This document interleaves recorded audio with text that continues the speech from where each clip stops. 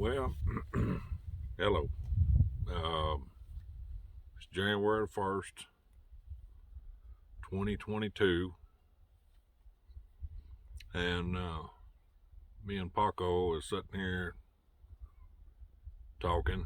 We was talking, and we got to talking about Broadhead. Paco's my buddy. He's helping me guard this Sendero. He's a good spotter and a good little tracking dog.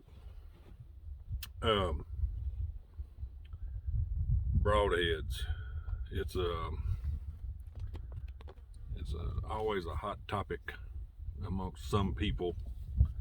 Now there is a group of people that there's not a lot of debate. I mean, there's some basic stuff you got to have for a broadhead. It's got to be sharp, and it's got to work whenever you use it. Whenever you're going after animals. Now, full disclosure, I have hunted with a compound bow, and a few years ago, probably 7-8 years ago, 9 years ago, something like that, I bought and hunted with some mechanical broadheads. I'm not going to say which kind. That's irrelevant. It's kind of a natural evolution of things. I mean, if you bow hunt for 3 or 4 decades, you try different things sometimes, and whatever.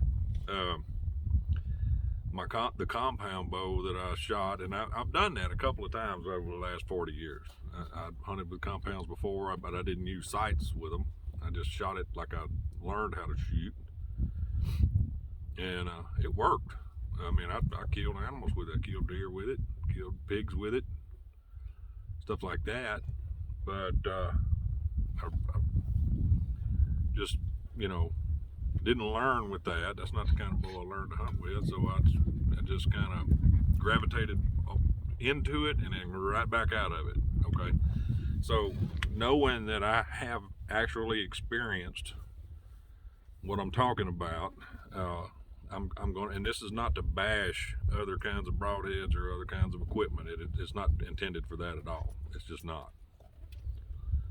This is, again, strictly my opinion, and I know what works for me and what I have success with. I will talk about my experience with the other equipment, and we can go from there. Now, broadheads. I tried a mechanical flipper flapper blade broadhead that's supposed to be kryptonite coated and the best thing in the world. The first deer I shot with one of them, I shot her right behind the shoulder, about midway up in the rib cage, and it went out the other side, and she ran off over there about 40 yards and was dead. So I thought to myself, okay, there's something to this. All right. That same season, the very next deer was a mature buck deer, just a raghorn spike type deer, big old spikes and just nasty deer. And when he was out there about 25 yards or so, and I center punched that deer. I center punched him right behind the shoulder. No doubt in my mind that deer was dead. I found that deer about 2 or 3 weeks later with the buzzards on him and whatever else, whatever was left of him, coats and stuff, already got him. And I could not imagine that son of a gun surviving being hit behind the shoulder like that and making it that far, number one. And number two, there was absolutely no blood trail. 2 or 3 little specks of blood where I last saw him. I mean, tiny pencil lead size specks of blood right where I last saw him go in the brush. And then nothing else. I mean, I hunted for that deer all that evening until late in the night, and then I went back out there the next day and spent the bigger part of the day looking for that deer. Never found him.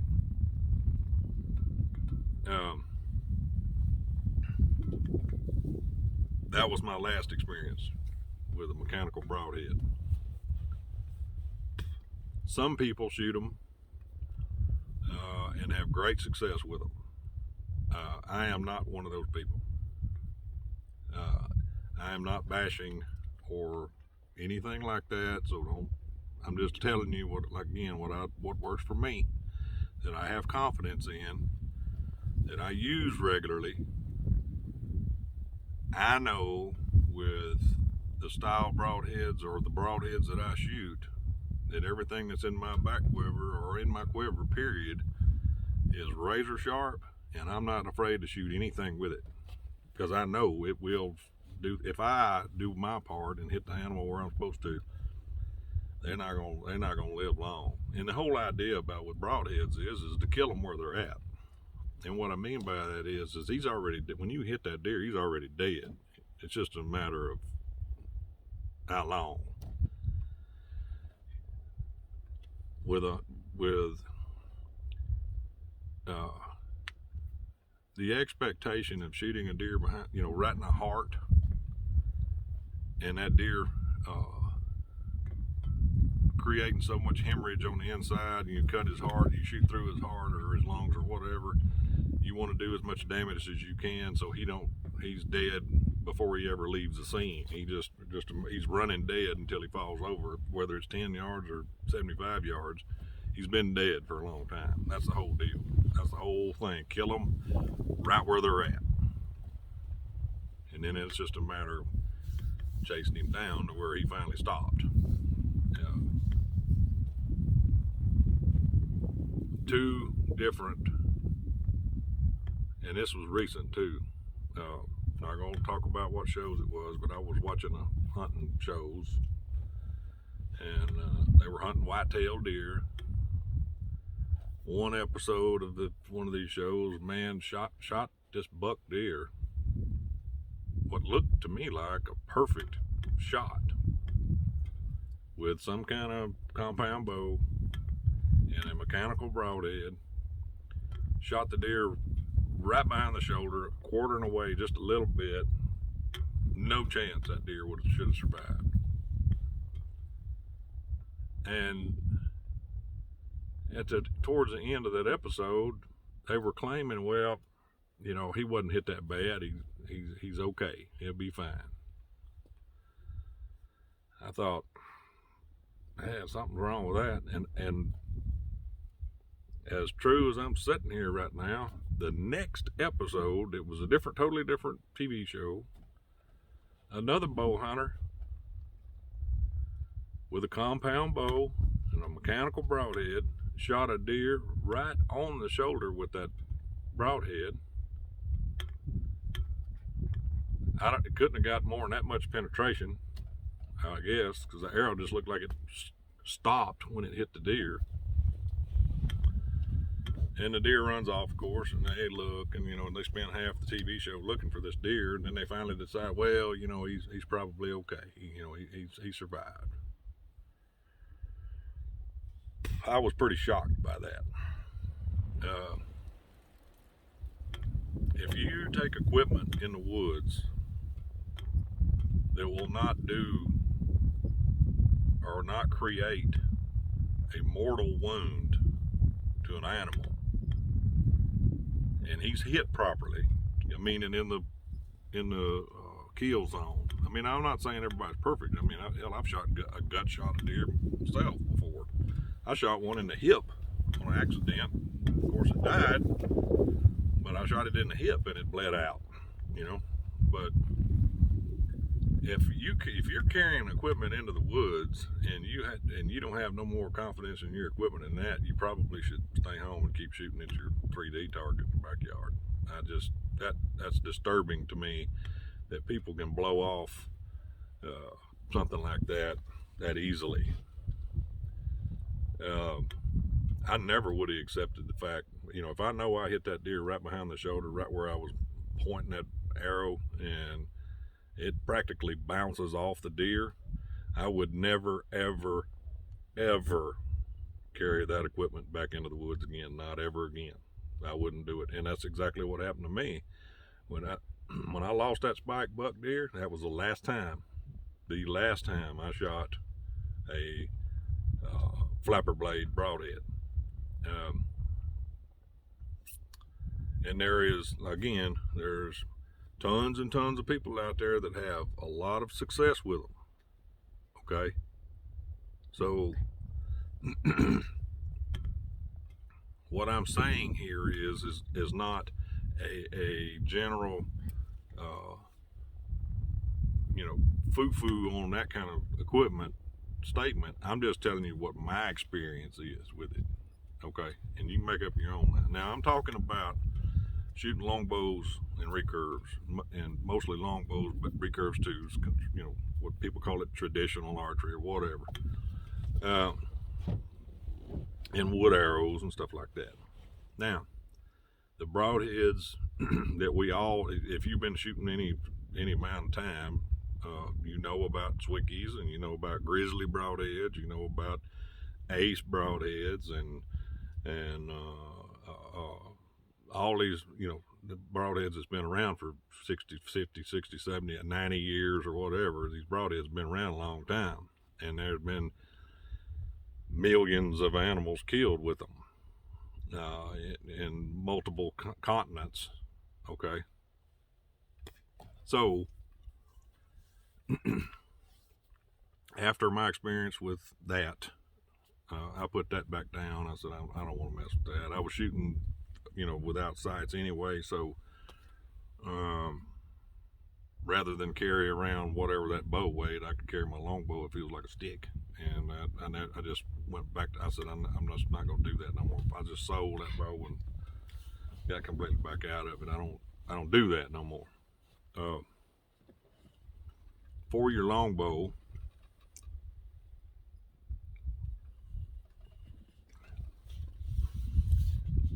you need the right, and I've said this in some of my other videos, you need the right bow and arrow combination.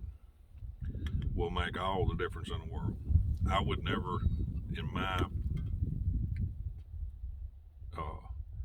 estimation, I would never carry a little lightweight arrow with 0% FOC with a some kind of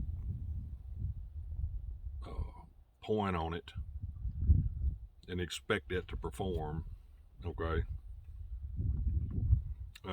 there's a bunch of different options for wood arrows. There really is. There's more than you think.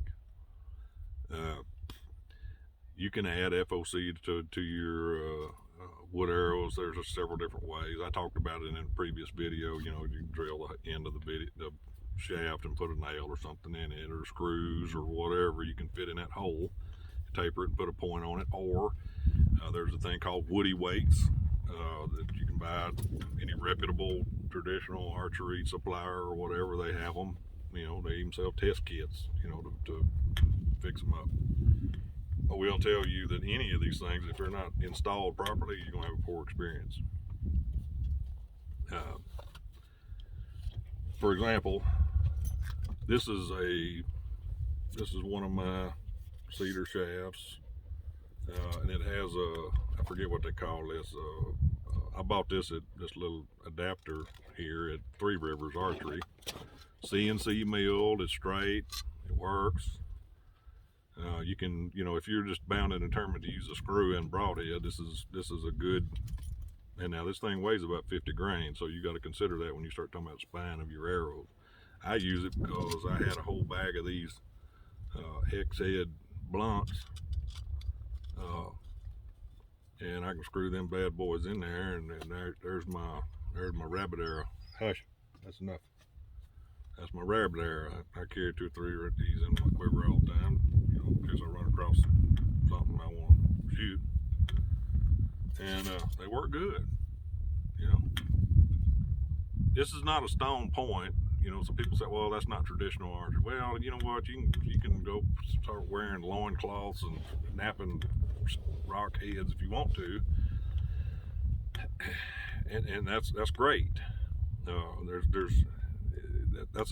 To me that's a whole different style of archery. Nothing wrong with it. It's a good thing. People shoot self bows with arrows that they planed themselves out of whatever they found, and they nap a flint head tied on there. As long as that something gun's sharp and you're deadly with it, hunt with it. Okay. I'm talking about stuff that you can buy at the store or buy online and get sent to your house. So this is a cedar shaft, parallel shaft, not overly expensive, but once you doll it up and seal it and straighten it and then seal it and do all the things, fletch it yourself and put whatever kind of, I got a feather burner that I use. This is not a new design. It's called kind of a banana cut, but it's kind of in between the length and height of what you can buy. So I like it. It's quiet when I shoot it. So, now a broadhead like this. This is a single bevel broadhead. Okay, there's a cutting edge right there, but the cutting edge on this blade is on the opposite side. See right there? Single bevel broadhead. And it doesn't matter which name is behind it. As long as you take the time to learn how to make sure that this broadhead right here is so sharp that it will just slide hair off your arm, okay? I can assure you that if you take this broadhead with a proper bow and arrow setup with this broadhead and you shoot an animal with it and you hit it in the vitals, you are going to create a mortal wound, okay? There is some just with no insert, just a broadhead and a cedar shaft. There is some FOC built in. How much it is, I really don't know, but I can tell you, with the right broadhead and arrow combination, you're going to take that animal if it's properly hit. Okay. And I've said this in some other videos too, eliminating variables. Okay. When people add variables to their hunting setup or their situation or whatever, to me, they're backing up just a little bit. What you want to do is take past experiences, just like what I did. I learned from other people way back there, long years ago, decades and decades ago. I took that information and what I learned from them to the woods, and then I built up a bunch of personal experiences in the woods, and I can tell you what I've had good experiences with and which ones I didn't have good experiences with.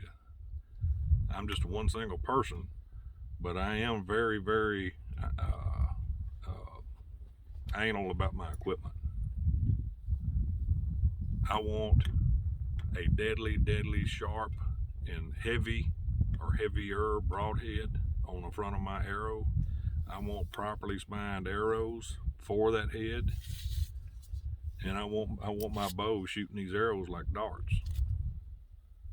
So if that animal does jump a little bit or react to the sound of the string or whatever before that arrow gets there, and of course I'm trying to hit him right in the center of the heart, but if he moves at all, I could hit 6 inches over there away from where I wanted to hit. I want an arrow that's going to make up that margin of error right there. And something like this, I know because I've seen it and I've done it. An arrow like this will do that. Something that you are gambling that it's going to perform, or you don't have pretty extensive knowledge about that equipment that you're using, I wouldn't take it. I wouldn't take it to the woods. I just wouldn't do that.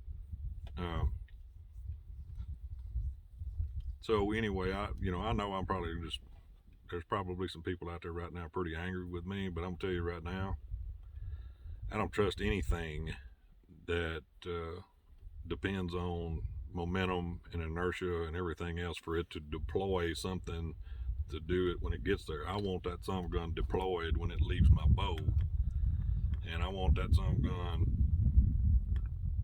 deadly when it leaves my bow, not after it gets there. Because by the time it leaves my bow and it hits that target down there, there is way too much things that can happen to it. So this one right here, I can take my bow, and I know for a fact when I pull that son of a gun back and I put it right in where his shoulder is, or right behind it where his heart is, and I let go of it, I know when it gets there, he's dead. He's dead right where he's at. And that's the whole goal, is to kill the animal right where he's at.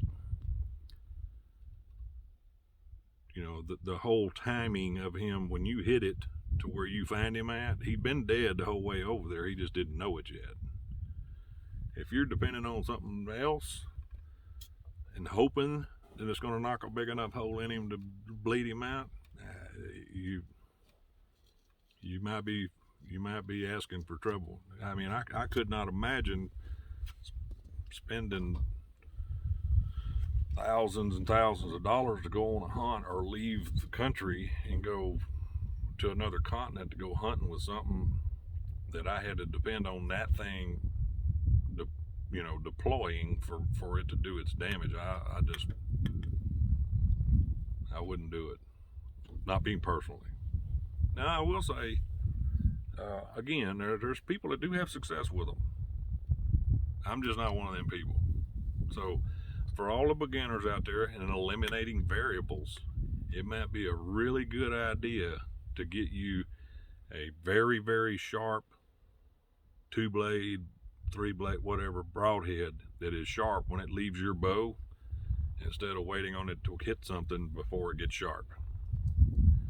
Start right there, and then after you've gotten some time and you've got some animals under your belt, and you're wanting to change your equipment up and experiment with other things, Lord knows, be my guest.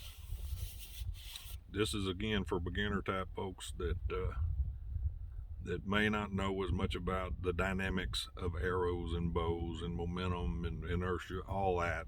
That there's thousands of articles and videos out there of people that want to talk about that and everything else. This is for basic knowledge about hunting with longbow, shooting and hunting with longbows. And I encourage you to keep it simple. And that's dang sure one way to keep it simple is not worry about some kind of something like that. Okay, so I hope you guys enjoy your New Year's Day and be blessed and have a good year this year. We're going to try. Me and Paco's going to sit here and scout some deer here a little bit and see what's going on. But I hope you're enjoying my videos. I thank you very much for all the. I think I'm up to about 40 subscribers, and that's awesome. And I hope you guys are enjoying my videos. And if you have some comments or anything, or you want to share my videos, feel free. As long as you people are subscribing and commenting and asking questions and stuff like that, I'll be happy to make videos to address whatever you guys want to talk about. If it's something I don't know about, then I'll refer to whomever I think that might be able to help with that, but in the meantime, I'll do what I can. And you guys, I just want you guys to enjoy your bows and get the most out of them, whether it's just shooting or hunting or whatever it is you're doing. So again, Happy New Year's, everybody, and thank you for tuning in to another one of my videos.